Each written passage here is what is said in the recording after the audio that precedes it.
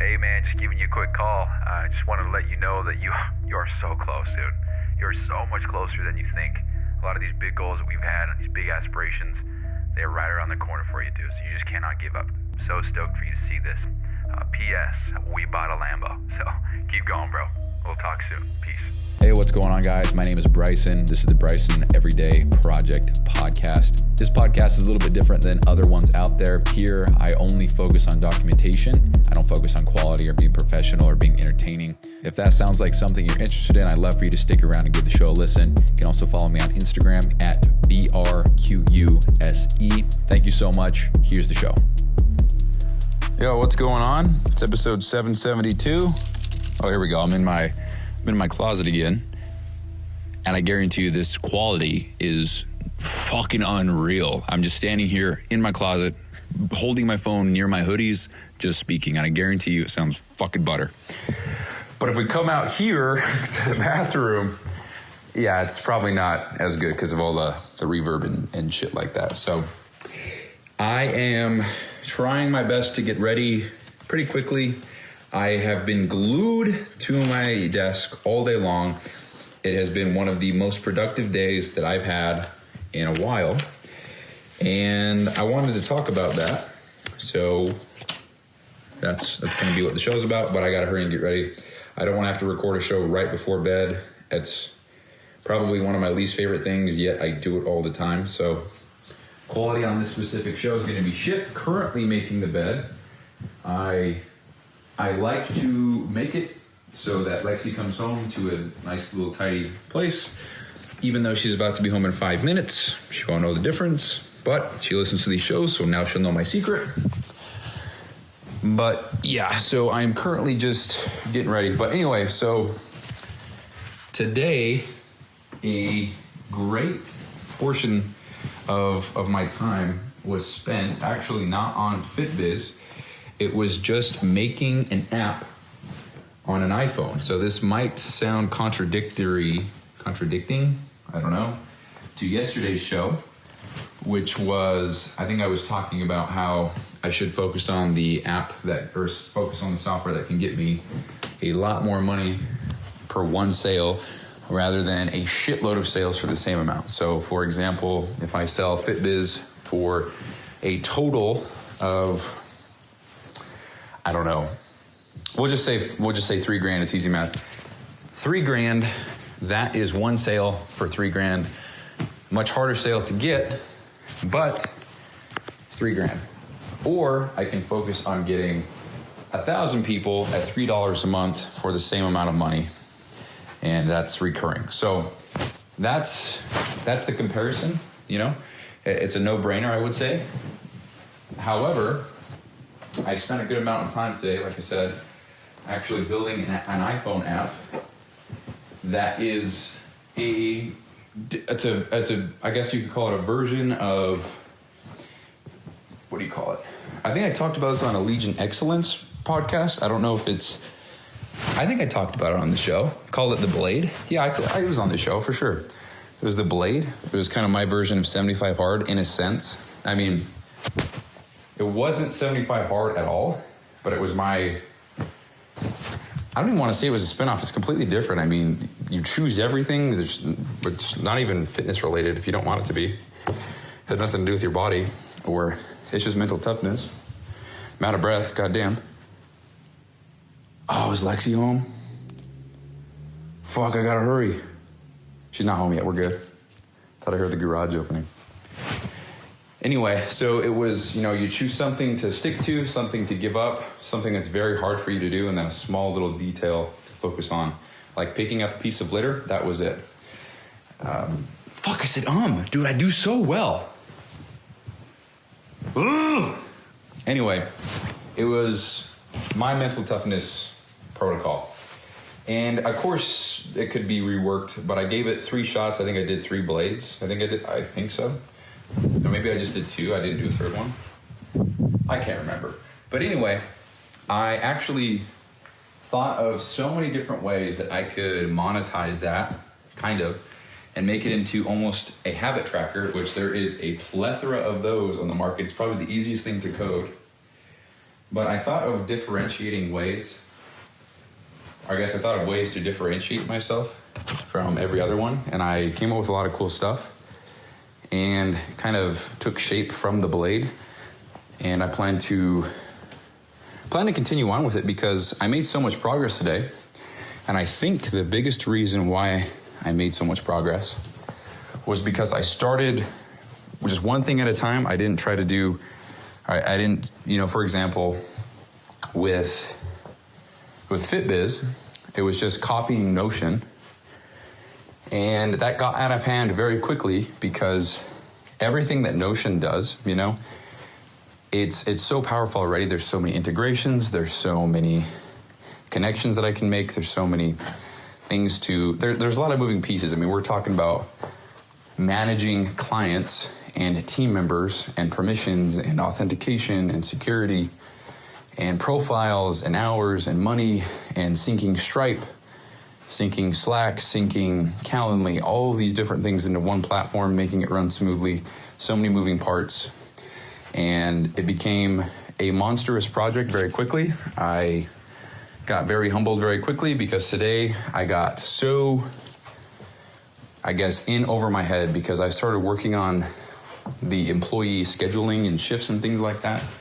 And I thought, holy shit, this one feature, I'm going to have to integrate so many different other, formulations, calculations, whatever, to make things work. This isn't even something that I wanted in the first place. Or I want it for sure. It's just not something that I don't think I needed at all. I guess this early on is what I'm trying to get at. Sorry, I'm distracted as fuck. Let me just sit down here for a sec. Okay. And I just started looking at everything and I thought, I don't even know what the fuck is going on. I need to make sure that everything works as I go. I need to test it. I didn't even set up the login and create an account. I didn't set any of that up correctly in the first place. And there's just a lot going on. So my thought process with all of that is I'm just going to put that on pause temporarily, and because that's not a need. Nobody's waiting on me to build anything for a website. It's all in Notion.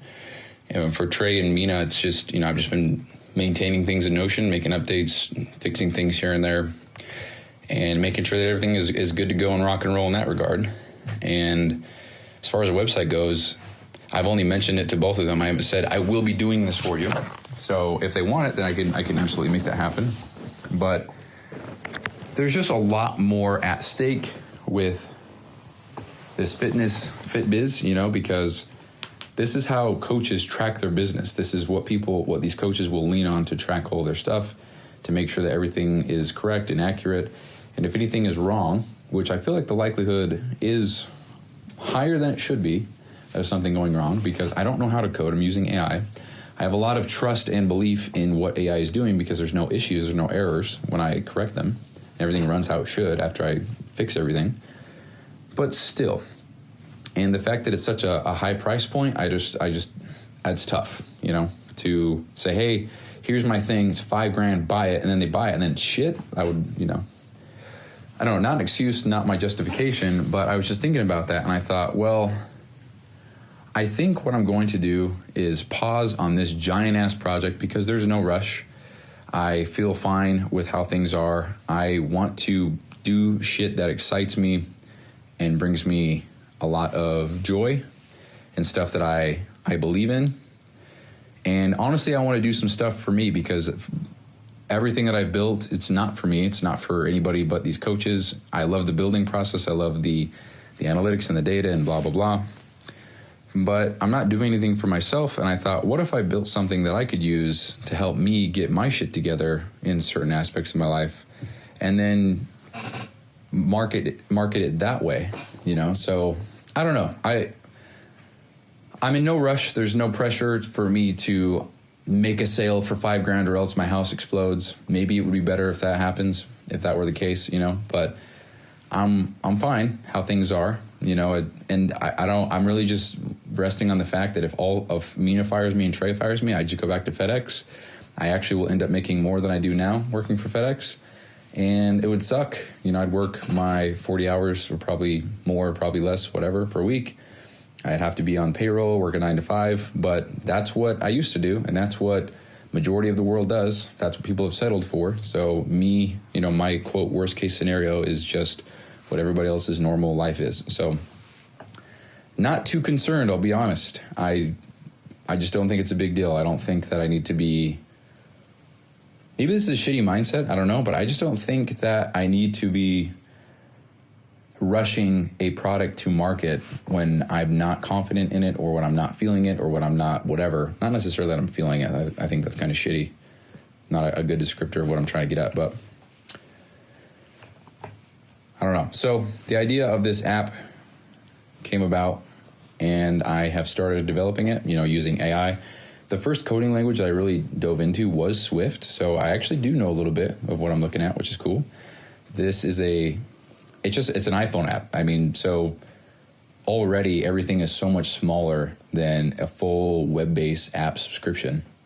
So all it is we could just call it a habit tracker. So what do you want to do? We'll say take a cold shower once a day. You put in cold shower, and then it pops up. You check it off. You're done. That's the whole thing in a nutshell. And I have. The fuck is that noise? All right. Well, I have multiple ideas on how to market this and design it. And one of those is, rather than it being just a normal habit tracker or a task tracker, because there's 5 million of those on the market. But the leading ones actually are killing it, which is interesting because, for example, Habitify, they have 2.5 million users at $40 a year. So if you times $40 a year by 2.5 million, that's some coin right there per year. And obviously the money's cool, but I really like the idea of making something that will help shape someone's life for the better.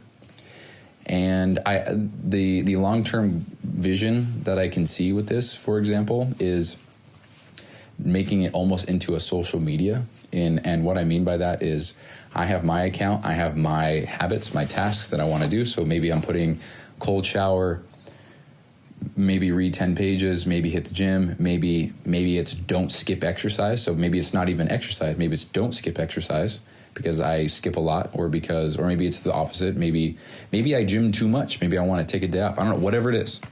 And I put that there, and then I make it public view, and then anybody who is using the app can click on my profile and view what I'm doing and view my adherence, when I miss, so there's a very public layer of accountability.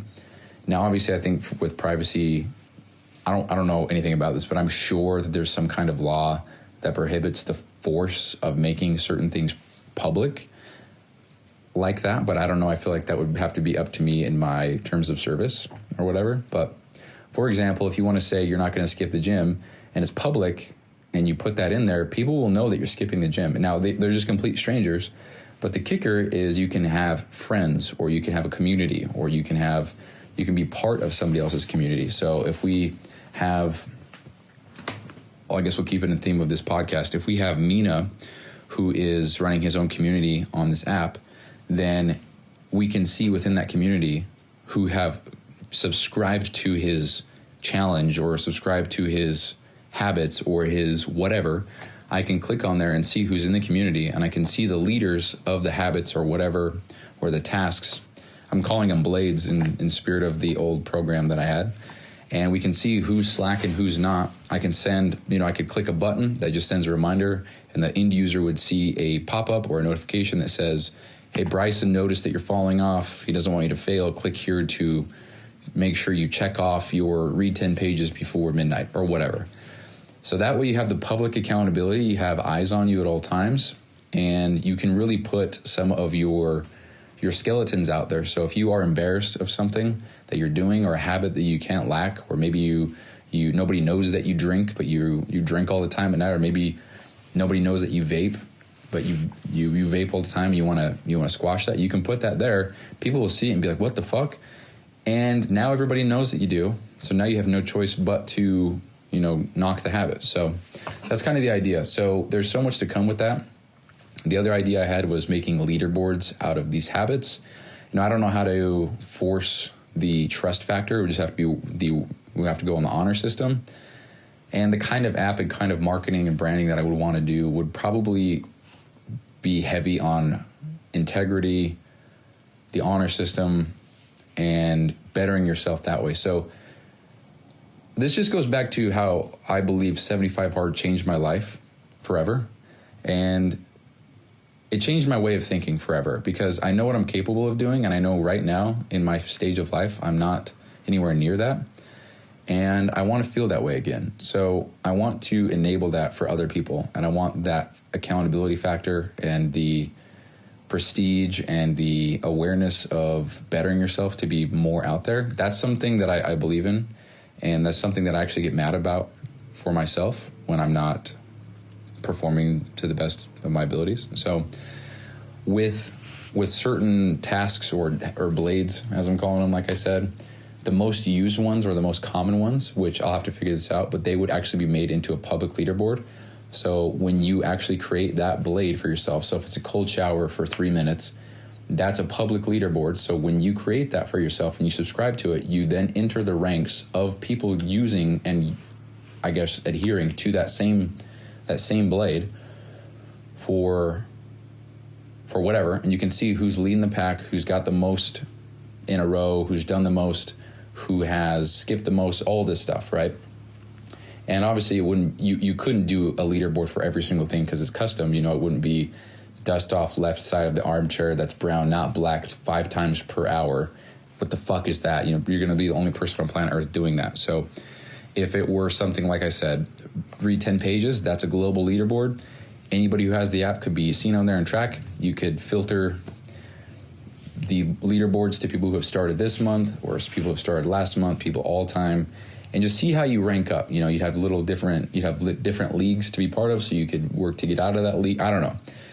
But it would gamify the whole system or the whole habit creation or whatever you want to call it of bettering yourself. You get the accountability factor, you get the prestige and recognition, you get the status of, holy shit, he's a rank 10 with cold showers. That means he's taken a cold shower 1,000 days in a row. That's fucking insane. All this stuff, right? So you get all of that. You get the friends, you get the little social media, so you can subscribe to a group of, maybe there's a challenge or a ritual, I think I might call it, or a package or a full, I don't know what the fuck you call them, where it's 5 tasks. And you subscribe to those 5 tasks and you select your duration. And when you complete that duration, you get a certain award or status or title or rank or whatever within the app. And that will be recognized by other people and we'll have sponsors. So for example, if I, in a perfect world, I reach out to Andy Frisella and he makes a challenge, and let's just pretend that 75 Hard doesn't exist. He would come up with his own program. He just so happens to call it 75 Hard. He makes it a challenge on here. People subscribe to it, and then they complete it. And then once they complete that, people will know in the app that that person completed the challenge from Andy Frisella, known as 75 Hard. They'll get a little spade with 75 on it because that's just so happens the icon he chose. And then we'll have different community leaders within the app who are running different challenges. And people can subscribe to those. That also creates the whole affiliate marketing. And I can reach out to influencers. They can make their own challenge. And we just have a whole library. And with each thing that you complete, you get a little badge or a rank or whatever. But my vision for this is that the stuff is actually hard. It's not read 5 pages for 3 minutes once a year. That's some bullshit, So there would have to be some form of difficulty that was created with that, and then we'd have to maintain that difficulty because the idea, like I said, is that it's 75 Hard-esque, not because people have made that same challenge into 75 Hard or 75 Soft or whatever, and that defeats the entire purpose. So there would have to be some sort of regulation that I'd have to come up with to make sure that every challenge or task or whatever is difficult and not some bullshit. But I think if I got the right people to do it, I think it would work. And anyway, I got to wrap the show up. So that's what I have got. So I think I'm going to keep on working on that. It's very exciting because I love this stuff. And it's a lot more exciting than anything I've ever worked on. I mean, I was glued today. So anyway, That's what I got. So happy 772, I think. That's the show. Peace out.